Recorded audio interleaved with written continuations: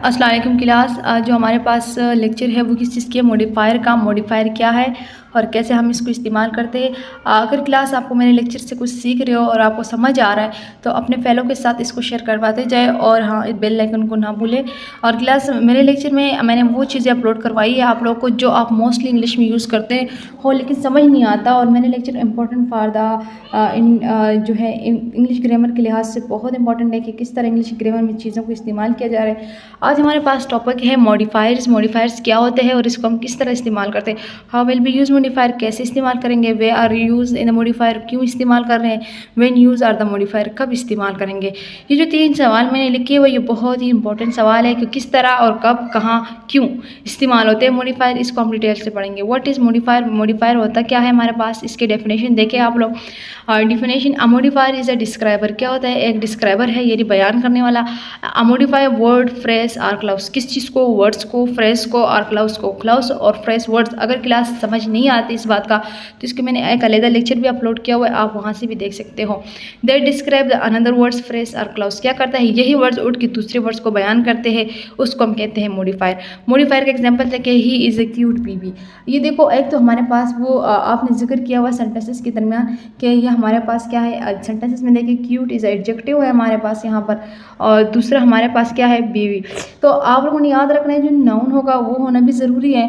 अगर नाउन नहीं है तो फिर आपके पास जो है वो होना ज़रूरी है, एडजेक्टिव और नाउन होना ज़रूरी है। अगर आपके पास एडजेक्टिव और नाउन दोनों पाया जा रहा है सेंटेंसेस के अंदर और उसको भी अच्छे से जिक्र किया जा रहा है, उसकी खूबी, मैंने ये पहले भी कहा था कि कोई भी इंसान जो भी है इस दुनिया में इसके अंदर कोई ना कोई खूबी लाजमी होती है अपनी हैसियत के लिहाज से। तो जो आपके पास ये सेंटेंसेस बनी हुई है तो आपकी इसके अंदर एडजेक्टिव और नाउन का पहचान होना ज़रूरी है। अगर आपको ये समझ आ रहा है तो आप लोग जो है आगे देखें।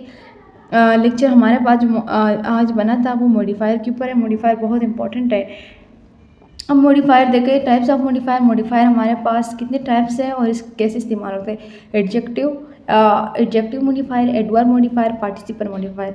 जो एडजेक्टिव मॉडिफायर है इसको मैंने आपको वैसे एडजेक्टिव को, एडवर्ब को, पार्टिसिपल को मैंने एक अलग-अलग लेक्चर दी हुई है और इसकी टाइप्स भी बताई हुई है कि किस तरह यूज़ होता है। लेकिन यहाँ पर इसके साथ मॉडिफायर का लफ्ज़ लगे हुए हैं तो इसलिए मॉडिफायर के अंदर ये कैसे यूज़ करेंगे तो इसको मैंने आगे बढ़ना है। सबसे पहले स्टार्ट करते हैं एडजेक्टिव मॉडिफायर।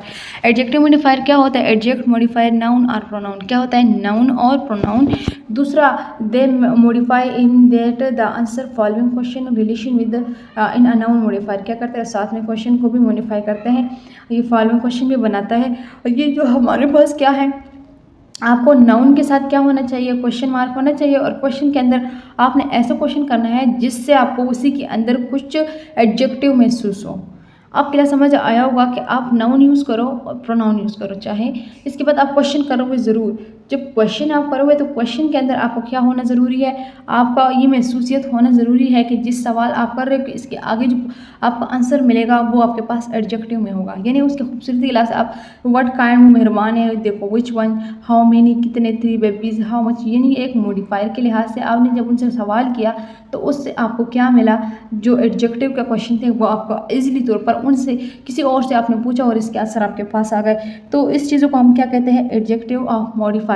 अब हमारे पास जो नेक्स्ट टाइप है आप देखें इनका, दूसरा है हमारे पास एडवर्ब मॉडिफायर। एडवर्ब मॉडिफायर क्या होता है, एडवर्ब में से पहचानने के लिहाज से आपको सेंटेंसेस में क्या होता है, सेंटेंसेस में क्या होता है कि एल वाई जब एंड में आ जाए तो आप कहते हो कोई हमारे पास एडवर्ब है। एडवर्ब की जो लफ्ज़ निकला हुआ है ये तो आपको पता है कि वर्ब से निकला हुआ है।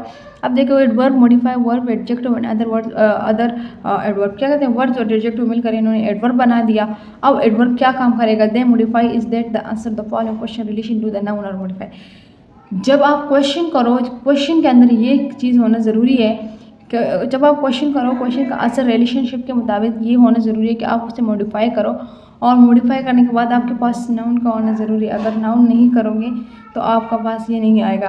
अब हमारे पास आते हैं when, where, how often, how much. When कब, वेयर कहाँ, हाउ मच कहाँ पर। ये आर यू और टुमारो, करेक्ट जो कल का ज़िक्र यहाँ पर हमारे पास हो रहा है ना, तो आप ऐसे सवाल करें जिससे आपको ये महसूस हो जाए कि आपको एडवर्ब किया जा रहा है आगे से।